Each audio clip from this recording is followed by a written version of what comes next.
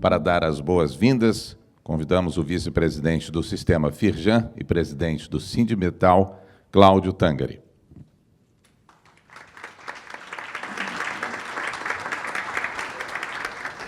Bom dia a todos.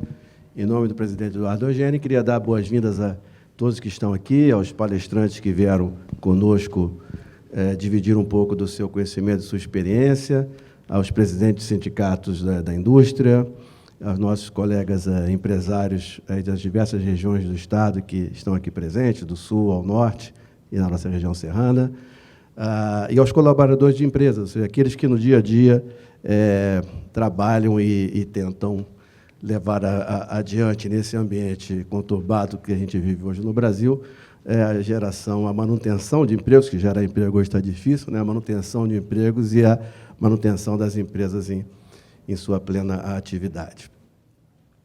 A jornada de hoje é uma jornada que a gente imagina, uma jornada que queira inspirar e dividir com vocês algumas dos temas ou das questões que certamente vão estar presentes no futuro da atividade empresarial, especialmente da atividade industrial.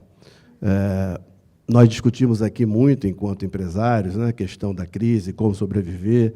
Talvez muitos de nós tenhamos percalços aí difíceis na nossa jornada diária, mas o que a gente vem discutir hoje é um pouco que sai dessa questão, não que ela não seja importante, ela é fundamental, mas a gente quer olhar um pouco o futuro, né? A gente quer se colocar num momento em que crises sempre devem, né? Esperamos que passem, né? O mais rápido possível, mas como é que nós vamos estar presentes e como é que nós vamos sobreviver, como nós vamos crescer nesse novo ambiente, nesse novo mundo. Um novo mundo que, com certeza, empregos que a gente conhece hoje não vão existir, né? Como já não existem equipamentos que eram sucesso, ou indústrias que eram sucesso há algumas décadas atrás, já não existem, né? Então, como é que se prepara para essa questão? Não só as nossas empresas, mas como o sistema Firjan pode ajudar nesse desafio. Como fazer a indústria fluminense ser uma indústria competitiva a nível global. Então, o evento de hoje traz 3 temas, e esses temas têm a ver justamente com essas questões. Eles tentam discutir, né, a nível do linha de redução do desperdício, ou seja, hoje nada pode ser feito que o seu cliente não deseje pagar, né? A questão do design, mais como uma questão não da figura do design, do estética do design, mas o pensamento de inovador, o pensamento na criação que saia do quadrado, né? E a questão da indústria 4.0, que é a nova quarta revolução industrial, como a gente diz, ou seja, que é como é que eu consigo aumentar a nossa participação do PIB, da indústria não do PIB, sendo competitivo, né? Quer dizer, qual o modelo e que formas vamos adotar, e não é transplantar, né, simplesmente modelos que existem em outros lugares para o Brasil, mas sim a nossa realidade. Como é que nós vamos trabalhar nisso? Nós vamos trabalhar, enquanto sistema Firjan, nas suas vertentes, sistema S, EL, vamos trabalhar nessa área de capacitação e consultoria, voltado muito fortemente para as pequenas e médias empresas, aquelas que não têm acesso a outra forma de buscar esse tipo de apoio, né? Para isso, contamos também com parcerias com outras entidades. E vamos olhar uma questão fundamental, que eu acho que um exemplo está aqui na antessala, que é essa questão da educação da nossa, seja a educação que nós damos no nosso sistema SES, a educação formal, dita assim, como a educação profissional. O mais bonito disso que a gente vibra, que esse é um projeto que nasceu há pouco tempo, menos de 2 anos, é um sucesso absoluto, que são alunos, sua maioria, se vocês conversarem, eu acho que vale a pena conversar com cada um deles, são alunos de escola pública, tiveram a sua educação formal, essa educação que a gente critica, né? São alunos que estudaram aqui no Senai, mas que tiveram a capacidade de gerar soluções que muitos engenheiros não conseguem gerar, porque tem a mente aberta, porque não tem os paradigmas e porque tem aquele espírito de criador. Eu acho que essa é a grande questão, isso que a gente está querendo mudar a forma de educação hoje, não só do SESI, quanto do Senai também, voltada para esse tipo de profissional. Esse profissional pode ser que ele não tenha um nome. Não vai ser torneiro, não precisa ser fresador de ferramentaria, sempre não é fresador ferramenteiro. As profissões tinham nomes assim. Eles não vão ser. São pessoas capazes de ser empreendedores dentro da empresa. São aqueles capazes de dar soluções aos problemas que vão aparecer e as necessidades que aquele novo desafio daquele momento se apresente. Então, desejamos a todos nós aqui uma jornada boa e inspiradora, que a gente consiga sair daqui com a cabeça um pouco mais leve, pensando em coisas boas e esquecer do que a gente vê na televisão o dia inteiro. Obrigado a todos.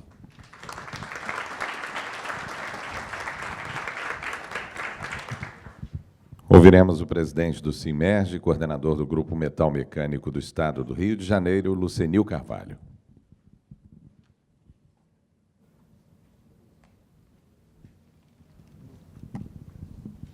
Bom dia a todos. Eu vou falar um pouco sobre o Grupo Metal Mecânico, como nós nascemos, como é que criamos essa ideia de desenvolvimento setorial.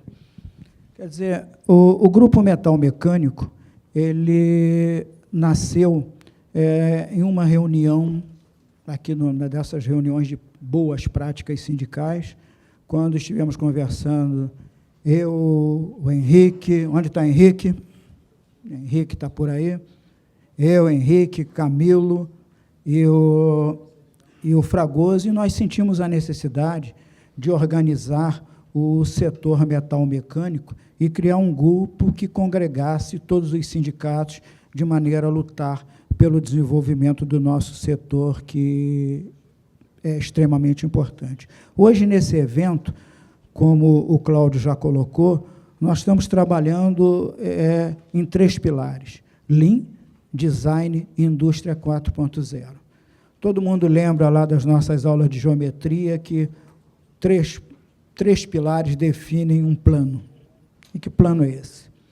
Esse plano é o futuro da nossa indústria. Sem esses 3 pontos de apoio, provavelmente não teremos indústria no futuro. No final, a gente vai voltar a falar um pouco sobre isso. Então, quem somos? Nós somos um grupo de líderes sindicais, nós somos presidentes dos sindicatos da indústria metal mecânica do Estado do Rio de Janeiro. Esse grupo foi criado em 2009, durante essa reunião de práticas sindicais, por isso é importante a gente sempre comparecer às nossas atividades de grupo sindical, porque somente trocando essas ideias que podemos chegar a nos unir em torno das ideias e objetivos do grupo. E quem são esses sindicatos? Bem, o sindicato decano é o CIME, é o sindicato mais antigo, que é o sindicato aqui da cidade do Rio de Janeiro, da indústria metal mecânica, que o presidente é o César Moreira.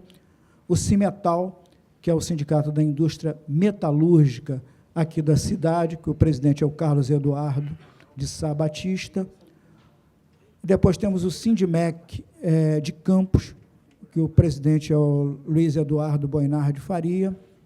Temos o CIMEC, que cuida da área lá de Caxias, da Baixada, que é o Orlando Marques. O Cimerge, que eu sou o presidente, que era o antigo sindicato estadual que contemplava o antigo estado do Rio de Janeiro. Temos o Sindimetal, lá do Noroeste Fluminense, que é o Rogério. O Sindimetal, que é o Cláudio Tangre, que abriu a nossa apresentação. Temos o Sindimep, que é a Valtraud Kuiper Pereira, e o Metal Sul, que hoje, lá do Sul Fluminense, que a presidente é a Adriana Cristina. Bem, nós representamos o setor metal mecânico. E o que é esse setor metal mecânico? O setor metal mecânico no estado do Rio de Janeiro, ele compreende 3.200 empresas, gera mais de 100 mil empregos, o que representa 5,4% da indústria do Brasil. Ou seja, 5,4% da indústria metal mecânica do Brasil está no setor metal mecânico aqui do Rio de Janeiro. Ele é composto, na sua maioria, por microempresas e pequenas empresas. E ele representa, dentro do estado do Rio de Janeiro, 1/4 da força de trabalho. Ou seja, 26% da força de trabalho do estado do Rio está no setor metal mecânico. E qual a importância disso? Porque o setor metal-mecânico ele é um setor estruturante para os outros setores, no sentido que ele é transversal. Não existe nenhuma atividade que não dependa de máquinas, e quem produz as máquinas é o setor metal-mecânico. Então, na realidade, a pujança do setor metal-mecânico ela é estruturante para toda a indústria, na medida que o seu desenvolvimento vai agregar valor, vai agregar produtividade, vai agregar qualidade às outras indústrias através de máquinas melhores. Qualquer indústria que você pense, a panificação, tem lá a máquina para fazer, a indústria civil, a indústria de móveis, tudo isso. E, principalmente, uma coisinha que a gente vai falar, nesses momentos de NR12, você tem indústrias de ponta que consigam agregar valor tecnológico e valor de automação, é muito importante para que se atenda aos novos critérios da NR12. A nossa missão é promover o desenvolvimento do segmento metal-mecânico no Estado e consolidar a representação dos sindicatos dentro do sistema Firjan. Com este evento aqui, uma outra coisa também que nós estamos procurando é, de certa forma, fazer uma integração com outros setores. Eu vejo com muita satisfação presidente de outros sindicatos, presidente de outros setores, presidente de representações regionais, e que nós estamos, de certa forma, procurando disseminar o nosso modelo para outros sindicatos. Hoje temos uma organização na Firjan que favorece isso com os grupos de desenvolvimento setorial, que é muito alinhado com a filosofia da criação do nosso grupo metal-mecânico. Como atuamos? Nós atuamos sempre em conjunto com a Firjan, com todo o apoio da Firjan. E temos uma filosofia que eu diria que é mais do que uma filosofia, é um dogma do nosso grupo, que é pensar globalmente e atuar localmente. Eu creio que esse modelo, nessa nova gestão setorial desenvolvida hoje pela Firjan, ele é essencial, já que trabalhamos com sindicatos de várias regiões. Então, o Grupo Metal Mecânico respeita cada região dos associados do sindicato daquela região, mas pensamos globalmente e atuamos localmente. Ou seja, cada sindicato atua na sua região, na sua base, mas o nosso pensamento, a nossa defesa de interesses é feita de forma estrutural, é feita de forma coletiva.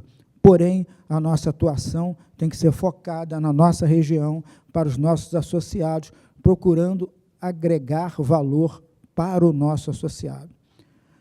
A vida do sindicato não vai existir se nós não conseguimos dar valor ao nosso associado.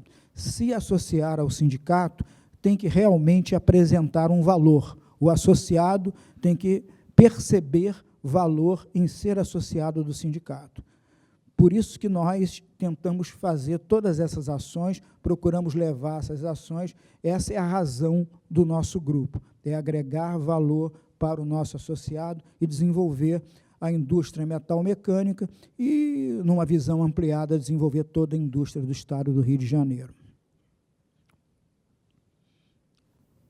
Então, nós sempre procuramos identificar problemas, identificar boas práticas de gestão e a melhoria contínua da produtividade. Bem, o nosso grupo começou em 2009, nós estamos quase indo para 8 anos, como eu já falei, nessa reunião de práticas sindicais. E de lá para cá, nos estruturamos de maneira a buscar o que havia de melhor no setor. E como fizemos isso? Fizemos isso através do benchmarking em várias missões essa em que visitamos polos de desenvolvimento em todo o mundo. O primeiro polo de desenvolvimento que nós visitamos foi o polo do norte da Itália, onde tem uma grande semelhança com o Brasil, porque lá também eles são baseados em pequenas empresas, e baseado em pequenas empresas e com arranjos produtivos bastante eficientes. Então, tivemos em Lumezzane, tivemos com o Instituto Italiano de Design, tivemos com várias entidades e visitamos várias empresas, vimos como a legislação pode ser flexível, ou seja, a cidade, inclusive, decide se quer a fábrica, se não quer. Alguns colegas vão lembrar que tinha uma fábrica no centro de uma cidade. Aí nós perguntamos, como é que o meio ambiente deixou instalar essa fábrica aqui? Não, fez uma votação e o povo decidiu que era melhor ter aquela fábrica. Lembra disso, Cláudio? A fábrica era no centro da cidade. E aí? O povo decidiu. E fizeram a votação direta. Então, lá nós vimos muito design, muita indústria voltada para os metais sanitários, que eles são realmente campeões, uma integração perfeita no aproveitamento das sobras, uma coisa que a gente aqui, às vezes, tenta e não consegue fazer, que é aproveitar os restos de produção, a sucata, reciclar e voltar em forma de cooperativa. Isso, na época, nós vimos lá de uma forma bastante atuante e bastante eficiente. Em 2010, nós fomos à China para ver como é que funcionava esse negócio do milagre chinês. Não tem muito milagre, pessoal, é investimento e trabalho. Não sei se vocês têm ideia, mas no Brasil nós formamos 30 mil engenheiros por ano, dos quais, segundo a lenda, aí se aproveita um quarto, 7.500. O resto não vão para funções reais de engenharia. Somente a província de Xangai formam 90 mil engenheiros por ano.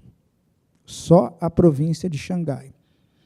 A província de Xangai também tem 400 milhões de habitantes, o dobro do Brasil. Mas você vai na escola de engenharia em Xangai, você tem 90 mil alunos que saem 90 mil engenheiros por ano, só na área de Xangai. Então, é um pouco fácil entender esse surto de desenvolvimento, além de encargos sociais baratíssimos, além de incentivos a qualquer tipo de indústria, além de incentivos a exportações, de uma forma que vocês a gente só consegue imaginar e ir lá vendo. Também não é aquela maravilha. Se encontra desde uma indústria limpa para fazer transformadores que compete com qualquer indústria alemã, até a uma indústria lá que você tem, ou seja, o pior fundo de quintal que possa se imaginar, ainda é melhor do que... Ou seja, tem de tudo, mas são competitivos no mundo inteiro. Depois, em 2011, fomos visitar centros de produção na Alemanha, visitamos a feira de Hannover e visitamos vários centros de produção na Alemanha, onde é interessantíssimo. Não sei se foi nessa ou se foi na outra, que nós fizemos uma... Não, é na outra missão, que a gente fala, inclusive, sobre norma de segurança, onde nós tivemos uma visita... Eu não estou vendo a Schuller ali. Não, é na outra missão.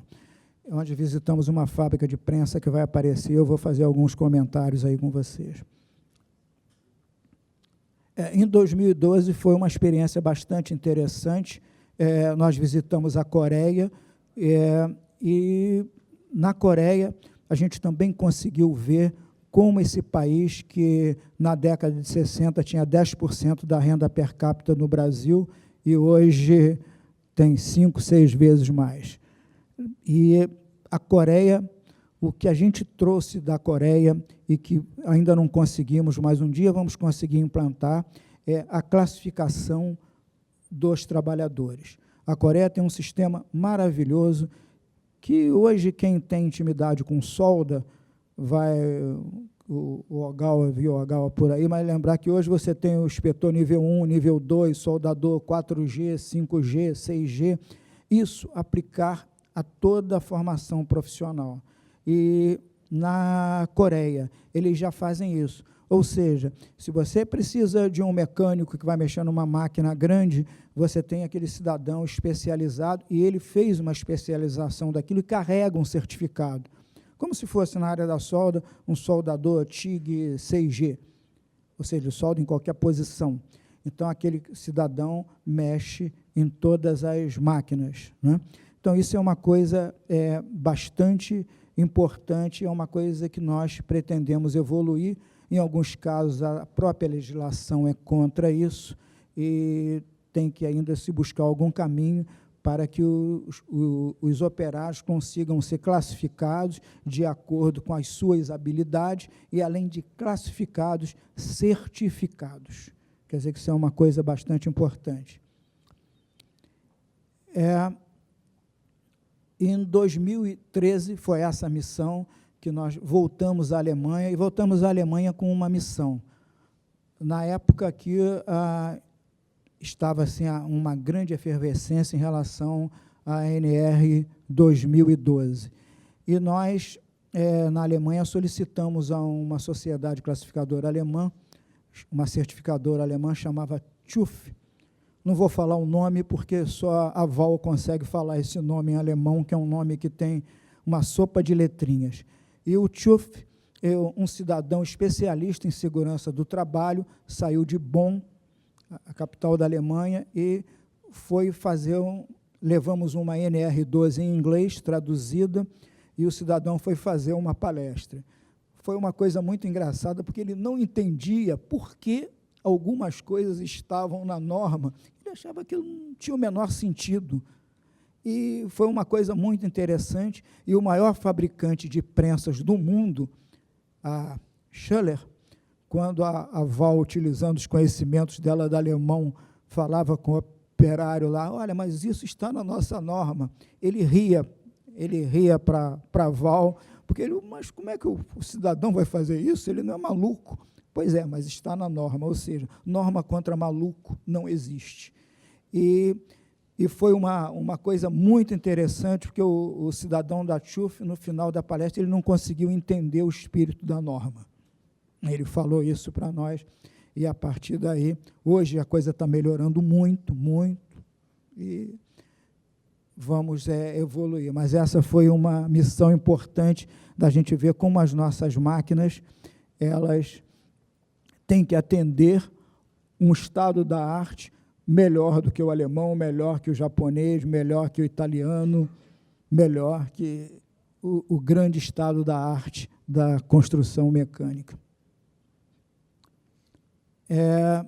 Em 2014, essa foi uma missão muito importante, é uma das motivadoras desse seminário. Estivemos no Japão, onde nós visitamos a Toyota, e aprendemos muita coisa. Aprendemos, inclusive, que o centro de distribuição da Toyota nunca seria aprovado aqui no Brasil pelas normas de segurança do trabalho. O centro de distribuição o Gastão já balançou a cabeça ali. Realmente, se vocês, o grande just-in-time, a grande produção puxada, só funciona se você tiver um suprimento da fábrica realmente perfeito. E esse suprimento, vocês não têm ideia da maluquice que é. É uma coisa, o centro de distribuição é uma coisa de louco. Só que, aqui no Brasil, qualquer auditor do trabalho pararia o centro, porque você vê uma maluquice, tem empilhadeira para tudo quanto é lado, tem caixa para tudo quanto é lado. É uma grande confusão que eles se entendem e mantém a fábrica da Toyota, trabalhava na época com estoque de 4 horas. Aí tem uma coisa, a linha que nós visitamos, ela montava vários tipos, ela montava o Corolla, montava o Camry, montava algumas picapes na mesma linha, ou seja, tem que ter um sincronismo grande, que você monta 4, por exemplo, Toyota Camry, depois você monta um Corolla, mas o motor muda, o câmbio muda, e tudo isso sai de um centro de distribuições com os caminhões maravilhosos que abrem lateralmente, levantam as asas, como diz o Gastão, e é uma coisa de louco, que aqui no Brasil provavelmente seria impugnado por qualquer auditor do trabalho, dentista ou formado em música, né?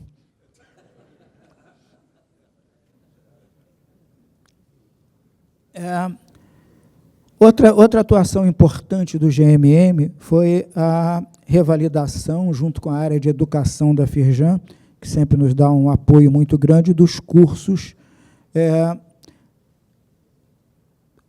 dos cursos de formação profissional. E eu não vou falar de todas as coisas que nós colocamos, mas eu acredito que a nossa maior contribuição foi tirar o curso de ser um curso de torneiro CNC, de operador de centro de usinagem ou de operador de eletroerosão e fazer um curso de operador de máquina CNC. Isso é o que acontece em todos os países do mundo. Eu conversava com um companheiro aí há pouco tempo. O líder sindical, hoje, ele passou por um Senai. Então, se no Senai ele aprendeu que tem que ter um torneiro para o torno, um operador para o centro de usinagem e outro para o CNC, na fábrica, quando você colocar um para operar tudo isso, ele não vai aceitar, vai denunciar o sindicato, vai dar uma grande confusão. Quando nós conseguimos fazer isso na formação profissional, quando a gente consegue fazer isso dentro lá criando o homem dentro dessa política, o que acontece? Amanhã isso vai ser um líder sindical e ele vai ver que aprendeu assim e que é possível fazer isso.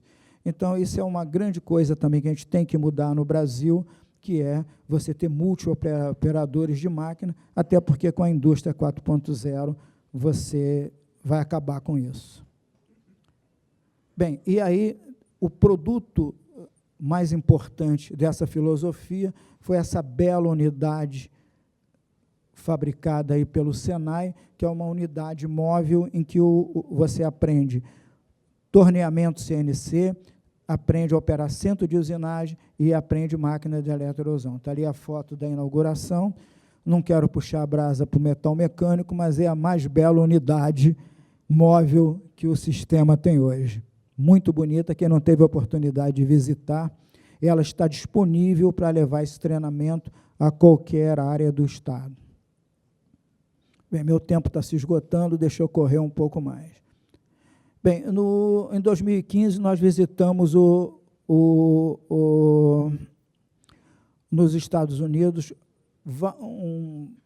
vários tipos de organização industrial um pouco diferente da nossa, onde nada é regulamentado, o sistema de representação não é corporativo, se associa quem quiser, os trabalhadores também não. Às vezes eu sou tentado até a achar que esse é o modelo ideal. Se associa quem quiser, vai quem quiser, pratica quem quiser, vota quem quiser. Não quer dizer que eles são perfeitos, que eles também, como nós, não sabem votar.